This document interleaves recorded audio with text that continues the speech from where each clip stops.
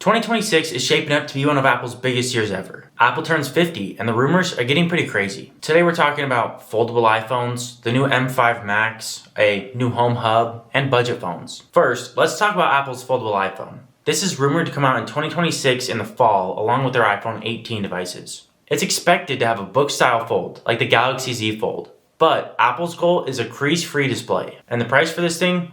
Well, rumors say it's going to be about $2,500, which is absolutely ridiculous for a phone. If Apple really nails the crease-free display, it could really change the phone game, I guess. But, who's going to pay for that? That's kind of like the Vision Pro. While the foldable is a very flashy and expensive device, 2026 kind of seems like it's going to be the budget Apple year.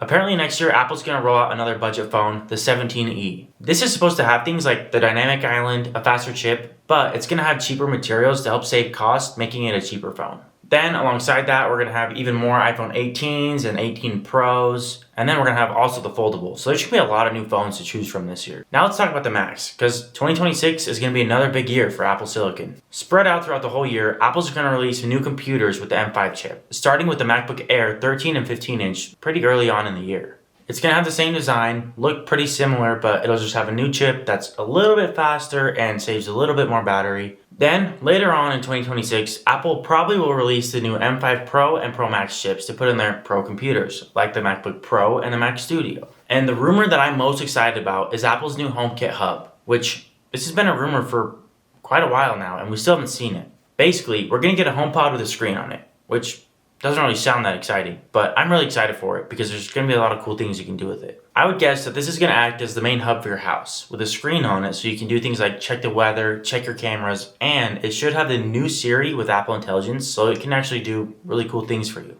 Apple might even release their own cameras or other HomeKit accessories, which I love HomeKit, so I'd be really excited to see those. Okay, early on in 2026, Apple's rumored to release a new budget option for pretty much everything. The iPhone 17e, a new MacBook, and a new budget iPad. This new budget MacBook is going to be even cheaper than the MacBook Air, and I've heard that they're actually going to take the 17 Pro chip and put it in the MacBook, and that's how they're going to run the computer. It's going to have a much simpler design and a lot less ports. I've heard rumors that they're just going to bring back that really small MacBook that I kind of liked. I think this would kind of be like a Chromebook competitor, where it's not really meant for things that are really graphic intensive, but more just like studying or writing papers. Then the budget iPad's going to get an update too, but nothing major, they're just keeping it current. Then there's a few pretty boring updates, like Apple Watches are going to get a little bit faster, and I don't know, the iPad might get an update, but probably not.